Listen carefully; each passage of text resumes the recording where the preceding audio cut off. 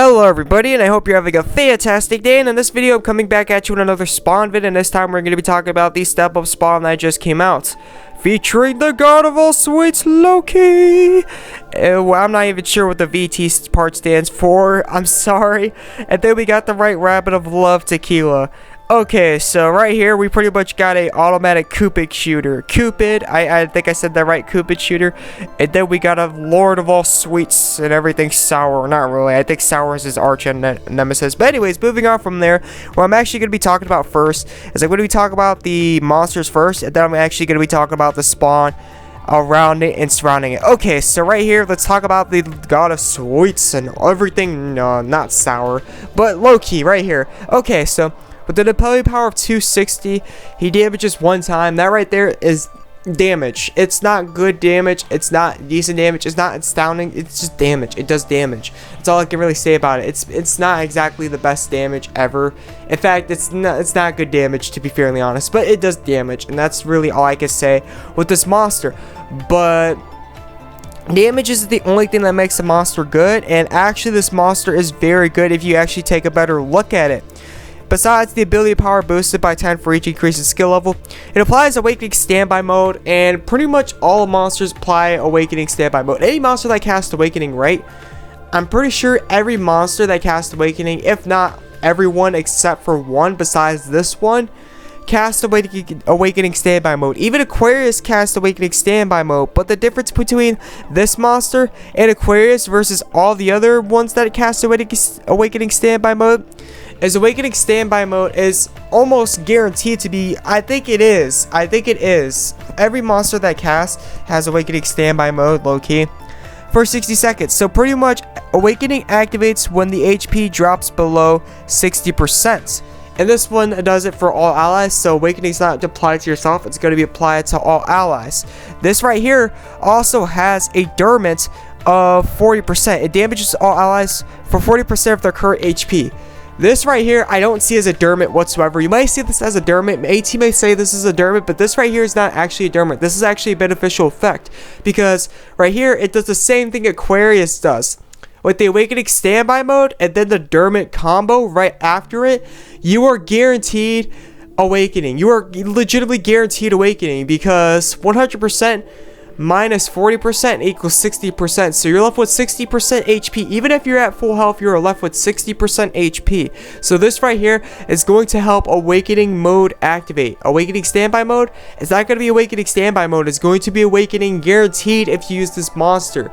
So right there is, you may say a dermant, it may be a dermant, it may hurt a bit, but overall this right here is a helpful thing. This actually is not really a dermant whatsoever. This is pretty dang helpful, because this helps get Awakening cast right away. You don't have to wait for it. Usually when you're popping a monster, usually when you're using a monster, right, the whole purpose behind it is to buff up, so that way you can save yourself or your team. You're in a critical condition or critical crisis where you need extra support or extra hand or extra help, and usually when you're doing that, you're casting your Unison monster, so you want as much buffs and everything surrounding it as possible.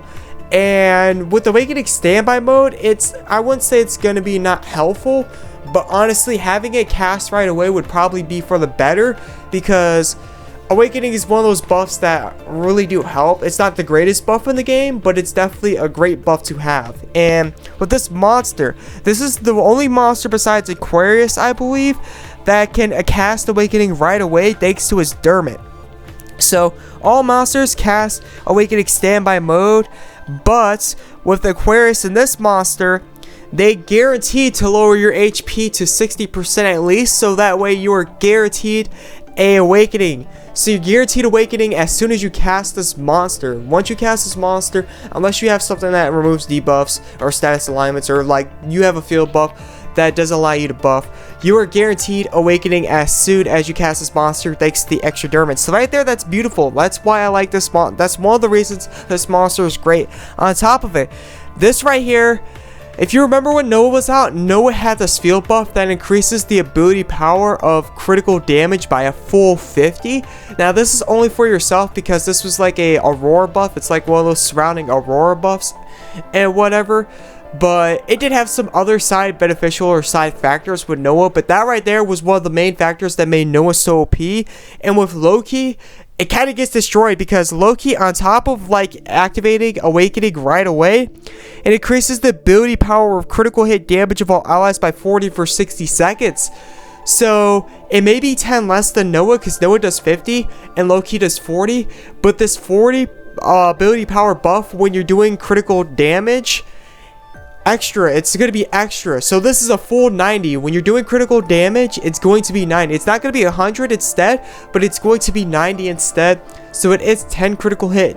It's going to be 10 ability power behind, not critical hit behind, but it's going to be 10 ability power behind, but it's going to be cast for all allies. Noah only cast it for yourself. This one's going to be cast for all allies. So even if you have one more person on your team that's doing DPS, which is going to be the case almost all the time, if not almost everybody being a DPS class, then this right here is going to be significantly more helpful than Noah, because this is going to be cast on everybody. So everybody, whenever they do a critical hit, besides like whatever sub abilities they have to even increase the ability power even more, just by default, after you cast this monster, and if you keep doing critical hits, the ability power is going to be by 90 for instead whenever you're doing critical hits. So that is nearly by double the amount, if not, hold on, I'm gonna cut that part right there. That is nearly by double the amount. So that right there is OP, and it's can be cast for all allies, not just for yourself like with Noah, all allies. So right there, that pretty much destroys one of Noah's main functions, so rest in peace, Noah. And then we got Phil's use the gouge of all allies excluding yourself by 20. So right there, that's also a pretty helpful move. I personally think Unigouge gains would be better, but this right here is not bad all too much either. And then we got Cast Frenzy, nullifies debuffs, nullifies status elements, and pierces through damage reduction and reflection effects when attacking. It's only gonna be on your character for 60 seconds, but that's pretty much, I don't think I've ever seen a monster that casts Frenzy on all allies. So yeah, that pretty much covers this monster and the whole scenario surrounding this monster. And this, you can see right here, this monster is a strong monster. This is a very, very great monster. This is a pretty dang well excellent monster. Okay, so right here we got hidden potential. Right here it only offers 7.5k. When 36 cost awakenings come out, even as for right now, they have Archangel Ariel, Archangel Michaela, and Raphaelia. They have more gear score wise awakening or hidden potential, more GS hidden with the hidden potential than this monster does. This does have more than 35 cost, but this will not have more than 36 cost. When 36 cost awakenings come out for like the regular monsters like Sutheria, Dorje, or whatever monsters they have, they're going to have more hidden potential gear score wise than this monster. As for right now though, this monster offers some of the best gear score wise hidden potential in the game, but when 36 cost awakenings come out, keep in mind that's not going to be the case. And on top of it, it gives life drain. So on top of it, if you get it to 4th awakening, it not only does everything it does, it also casts life drain. So you won't even need a cleric if you manage to pop this monster, unless you got like hero or something that nullifies life drain attached to you. So right there, that is a beautiful monster right there, extremely beautiful. This right here is the best 37 cost to throw out for Unison battles because it has hidden potential.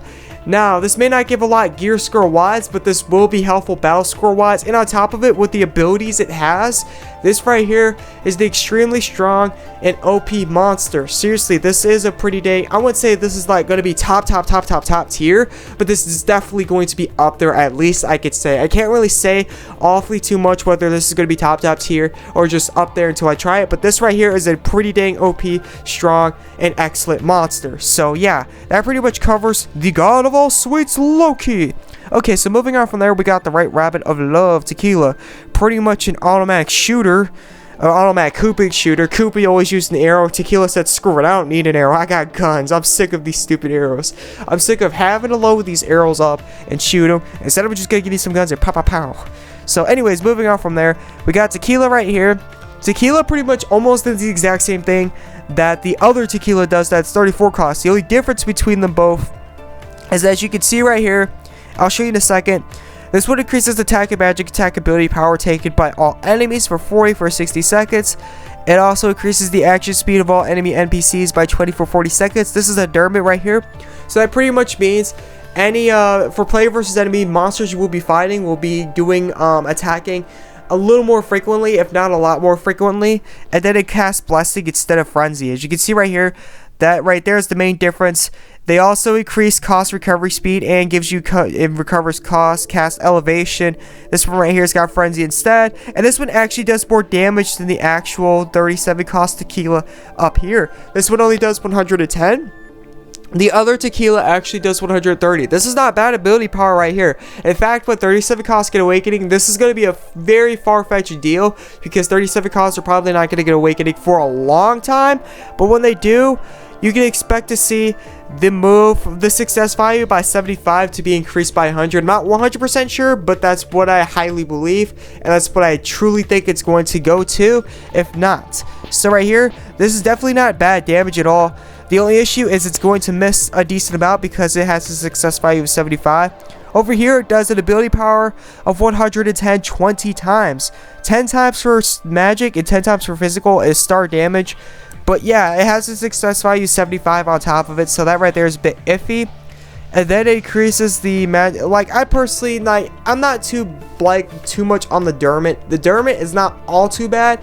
This may hurt a bit, but it's not all too bad, especially with the increased magic attack and attack ability power. Damage taken by all enemies by 40 for 60 seconds. That's not bad either. So right there, they have an extra buff to really make for the dermot they had to add on, and this one it casts Blessing instead of Frenzy. The only issue I have with Blessing compared to Frenzy is Frenzy will nullify debuffs as well. Blessing will not. Other than that, I think Blessing is the better predecessor when it comes to actually like Aurora buff. So that's pretty much what I gotta say about Tequila. Tequila's good. It's a helpful hand. It's definitely not top tier. It's not like a super excellent choice to actually use, but if like, it's not a bad choice either. It's not too shabby, but it's not too awfully well too good. So that's pretty much what I gotta say about Tequila. Okay, so moving on from there, now that I covered the monsters, let's actually go over the step up spawn.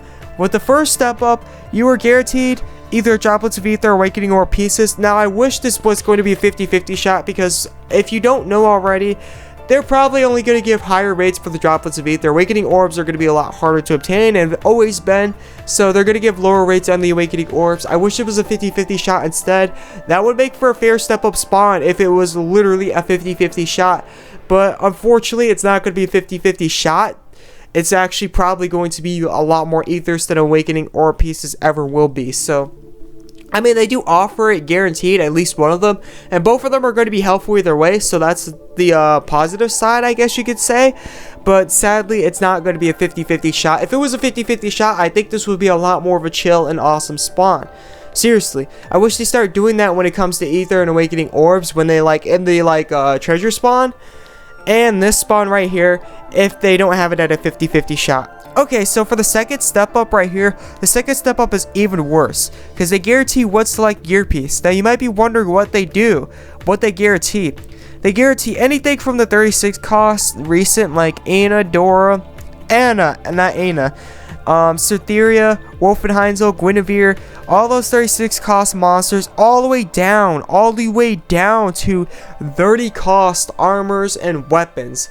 Legitimately, they go as low as 30 cost weapons and armors. So right there, that's why I'm saying it's not going to be fair, because if you don't know already, monsters are going to have lower rates than weapons and armors will ever have, and on top of it, the lower the cost, the higher the rates.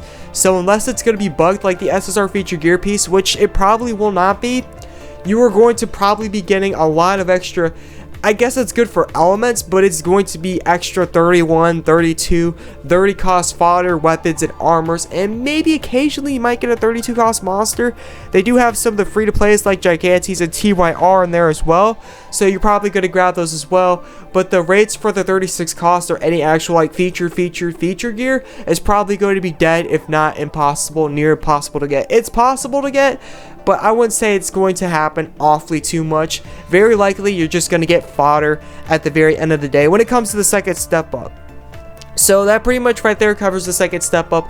I wish it was a bit more fair, but that right there is pretty much what they got to offer. And then at the very end, you're finally guaranteed at the third step up after 110 gems, you're finally guaranteed one of these 2 monsters. Now, knowing A-Team, they're probably going to throw higher rates on Tequila. I wish this was a 50-50 shot as well. A-Team, if you seriously make these 50-50 shots, people would probably actually spawn these.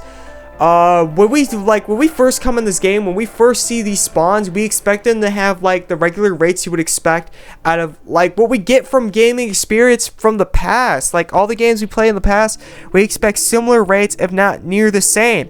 But with you, you're a totally different story. I personally would expect 50-50, and I think it would be fair if it was 50-50.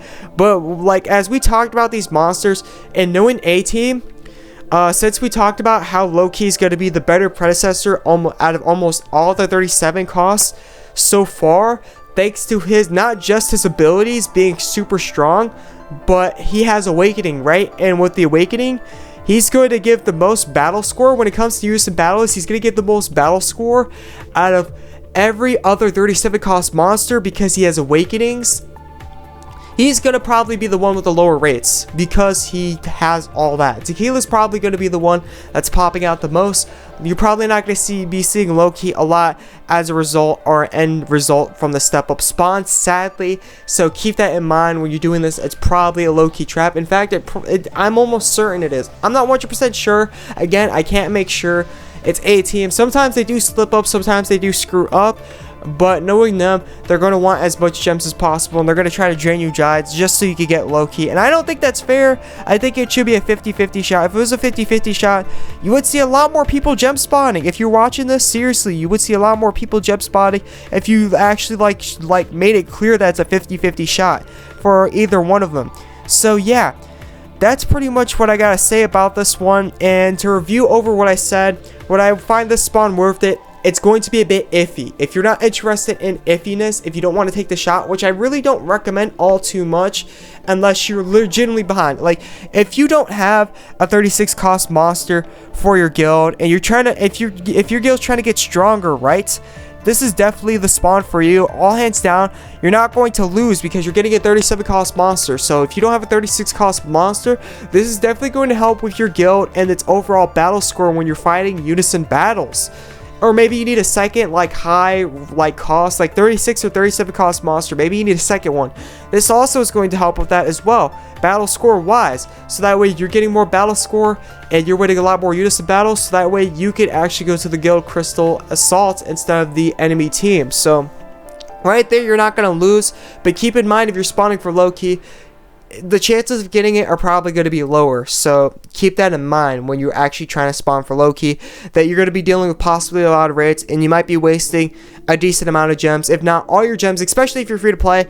I really would stay away from this unless you need a 37 cost monster. Keep in mind that the 4th anniversary should be coming out, especially if you played this for a long time. The 4th anniversary should be coming out anytime soon, and because the 4th anniversary is going to be coming out anytime soon, I heard that they're going to be doing a 150 gem spawn where you're guaranteed a 37 cost as well. So if you're interested in saving up for that, you can. Keep in mind, this is going to be a 110 gem spawn, so it's going to be a bit cheaper. Of course, it's going to be random stats. These monsters below are going to be random stats.